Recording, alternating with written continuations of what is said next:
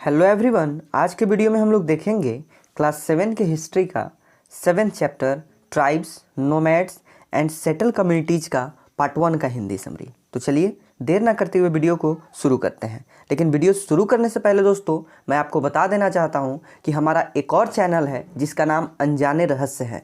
उसका लिंक मैंने डिस्क्रिप्शन में दे रखा है, आप वहां जाके हमारे चैनल को सब्सक्राइब कर सकते हैं और हमारे जो वीडियो है उसमें मिस्ट्रियस वीडियो हम डालते रहते हैं, उसे आप देख सकते हैं और इन्जॉय कर सकते हैं। तो चलिए आज के वीडियो की तरफ रुख लेते हैं। जनजातियाँ, खानाबदोश और एक जगह बसे हुए समुदाय। हमने चैप्टर 2, 3 और 4 में देखा कि किस प्रकार से राज्यों का उत्थान यानी कि राज्य किस प्रकार से आगे उभर कर आए और किस तरह से उनका पतन हुआ। इस उठापटक के बीच ही कलाओं, दस्तकारियों और उत्पादक गतिविधियों की नई किस्में शहर और गांव में फल फूल रही थी।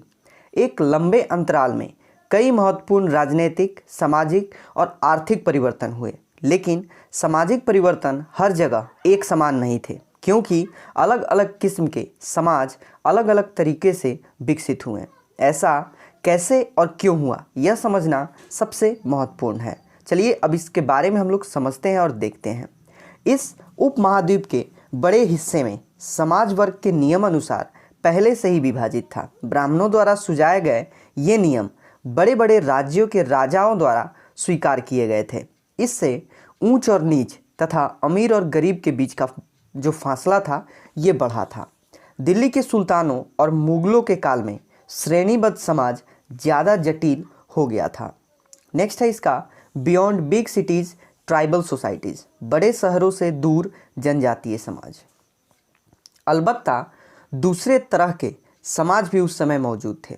उपमहाद्वीप के कई समाज ब्राह्मणों द्वारा सुझाए गए सामाजिक नियमों और कर्मकांडों को ही नहीं मानते थे और न ही वे कहीं असमान वर्ग में विभाजित थे। अक्सर ऐसे समाजों को जनजाति कहा जाता था, यानी कि वे किसी से मिलने जुलने में अपना रुचि नहीं दिखाते थे।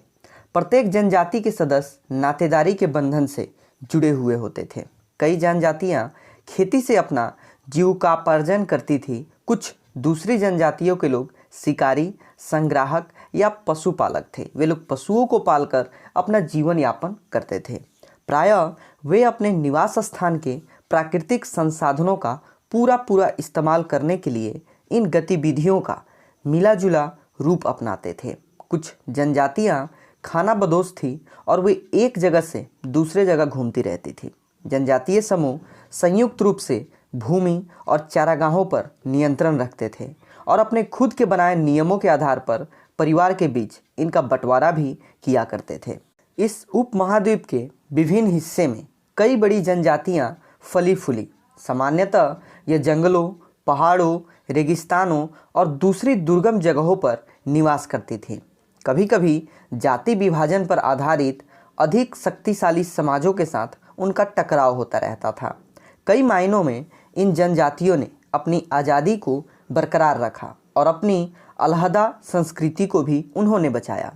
लेकिन जाति आधारित और जनजातीय समाज दोनों अपनी विविध किस्म की ज़रूरत के लिए एक दूसरे पर निर्भर भी रहे। टकराव और निर्भरता के इस संबंध ने दोनों तरह के समाजों को धीरे धीरे बदलने का काम भी किया। अब अगला देखते हैं, हु वेर ट्राइबल पीपल, यानी कि जनजातीय लोग कौन थे। समकालीन इतिहासकारों और मुसाफिरों ने जनजातियों के बारे में बहुत कम जानकारी दी है। कुछ अपवादों को छोड़ दें तो जनजातीय लोग भी लिखित दस्तावेज नहीं रखते थे, लेकिन समृद्ध रीति रिवाज और वाचिक यानी कि मौखिक परंपराओं का वे संरक्षण करते थे। ये परंपराएं हर नई पीढ़ी को विरासत में मिलती थी। आज के इतिहासकार जनजाति का इतिहास लिखने के लिए इन वाचिक परंपराओं को इस्तेमाल करने लगे हैं। जनजातीय लोग भारत के लगभग प्रत्येक क्षेत्र में पाए जाते थे। किसी भी एक जनजाति का इलाका और प्रभाव समय के साथ साथ बदलता रहता था। कुछ शक्तिशाली जनजातियों का बड़े इलाकों पर नियंत्रण था। पंजाब में खोखर जनजाति 13वीं और 14वीं जो शताब्दी था उसके दौरान बहुत प्रभावशाली थी। यहाँ बाद में गख्खर लोग ज़्यादा महत्वपूर्ण हो गए। उनके मुखिया कमाल खान गख्खर को बादशाह अकबर ने मनसबदार बनाया था। मुल्लान और सिंह में मुगलों द्वारा अधीन कर लिए जाने से पहले लंगहा और अर्धुन लोगों का प्रभुत्व अत्यंत विस्तृत क्षेत्र पर था। उत्तर पश्चिम में एक और विशाल एवं शक्तिशाली जनजाति थी जिसका नाम था बलूच। ये लोग अलग अलग मुखिया वाले कई छोटे छोटे कुलों में बटे हुए थे। पश्चिमी हिमालय में गड्डी गडेरिया की जनजाति रहती थी। उपमहाद्वीप के सुदूर उत्तर पूर्वी भाग पर भी नागा, अहोम और कई दूसरी जनजातियों का पूरी तरह से प्रभुत्व बना हुआ था। मौजूदा बिहार और झारखंड के कई इलाकों में 12वीं जो शताब्दी था उस तक चेर सरदार शाहियों का उदय हो चुका था। बादशाह अकबर के प्रसिद्ध सेनापति राजा मान सिंह ने 1591 में चेर लोगों पर हमला किया और उन्हें परास्त किया। उन्हें लूटकर अच्छा खासा माल इकट्ठा किया, लेकिन वे पूरी तरह से अधीन नहीं बनाए गए।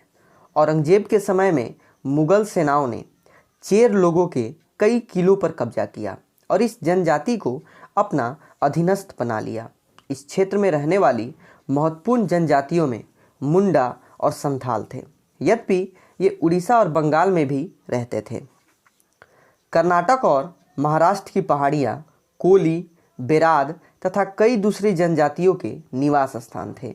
कोली लोग गुजरात के कई इलाके में भी रहते थे। कुछ और दक्षिण में कोराग, वेतर, मारवाड़ और दूसरी जनजातियों को विशाल आबादी थी। भीलों की बड़ी जनजाति पश्चिमी और मध्य भारत में फैली हुई थी। 16वीं सदी का अंत आते आते उनमें से कई एक जगह बसे हुए खेतीहर और यहाँ तक कि जमींदार बन चुके थे।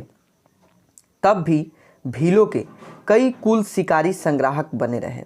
मौजूदा छत्तीसगढ़, मध्य प्रदेश, महाराष्ट्र और आंध्र प्रदेश में गोंड लोग बड़ी तादाद में फैले हुए थे। अब अगला देखते हैं, how nomads and mobile people lived, यानी कि खानाबदोश और घुमंतू लोग कैसे रहते थे। खानाबदोश चरवाहे अपने जानवरों के साथ दूर दूर तक घूमते थे। उनका जीवन दूध और अन्य पशुचारी उत्पादकों पर निर्भर था। वे खेतीहर गृहस्थों से अनाज, कपड़े, बर्तन और ऐसे ही और भी चीज़ों को इकट्ठा करते थे। अब आगे देखते हैं हम लोग।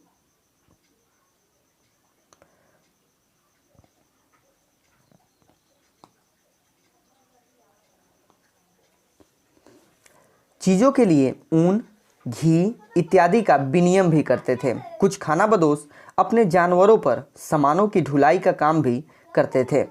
एक जगह से दूसरी जगह आते जाते वे सामानों की खरीद बिक्री भी किया करते थे। बंजारा लोग सबसे महत्वपूर्ण व्यापारी खानाबदोश थे। उनका कारवां टांडा कहलाता था। सुल्तान अलाउद्दीन खलजी बंजारों का ही इस्तेमाल नगर के बाज़ारों तक अनाज की ढुलाई के लिए करते थे। बादशाह जहांगीर ने अपने संस्मरणों में लिखा है कि बंजारे विभिन्न इलाकों से अपने बैलों पर अनाज ले जाकर शहरों में बेचते थे। सैन्य अभियानों के दौरान वे मुगल सेना के लिए खाद्यान्नों की ढुलाई का काम भी किया करते थे। किसी भी विशाल सेना के लिए 1 लाख बैल अनाज ढोते होंगे। कई पशुचारी जनजाति मवेशी और घोड़ों जैसे जानवरों को पालने पोसने और संपन्न लोगों के हाथ उन्हें बेचने का काम भी किया करती थी। छोटे मोटे फेरी वाले की विभिन्न जातियां भी एक गांव से दूसरे गांव भ्रमण करती थी। ये लोग रस्सी, सरकंडे की चीज़ें, फूल की चटाई और मोटे बोरे जैसे माल बनाते और उसे बेचते थे। कभी कभी भिक्षुक लोग भी घुमंतू सौदागरों का काम करते थे। नर्तकों, गायकों और अन्य तमाशबीनों की भी जातियाँ थी जो विभिन्न नगरों और गांवों में कमाई के लिए अपनी कला का प्रदर्शन किया करती थी। नेक्स्ट टॉपिक है changing society, new caste and hierarchies. दोस्तों इस टॉपिक को हम लोग देखेंगे अपने अगले वीडियो में। तो इस वीडियो में बस इतना ही, मिलेंगे अगले वीडियो में। तब तक हमारे चैनल पर बने रहिए और हमारे वीडियो को देखते रहिए। दोस्तों अगर अभी तक आपने हमारे इस चैनल को सब्सक्राइब नहीं किया है तो हमारे चैनल को भी सब्सक्राइब कर दीजिए और बेल आइकन को दबा दीजिए ताकि आगे आने वाला प्रत्येक वीडियो आप तक पहुंच सके। मिलेंगे अगले वीडियो में, तब तक के लिए दोस्तों धन्यवाद, नमस्कार।